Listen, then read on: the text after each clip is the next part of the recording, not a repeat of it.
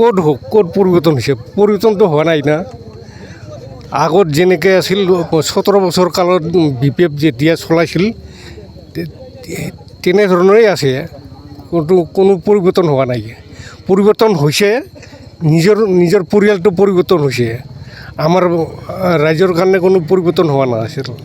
BPFত যোগদান কৰা কথাটো হ'ল তেওঁলোকৰ মানে ইয়াত প্ৰাৰ্থী নাই, কেণ্ডিডেট নাই।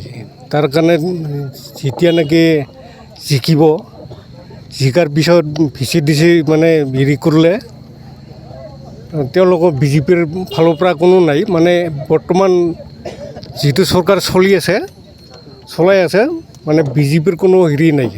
BJP অথচ BJPয়ে হেৰি কৰে, কিন্তু UPPLহে নাম হয়। গতিকে এই অনাগত দিনত যদি BPF জিকে তেতিয়া কি হ'ব, মানে BJPৰ নাম গোন্ধ নাথাকিব।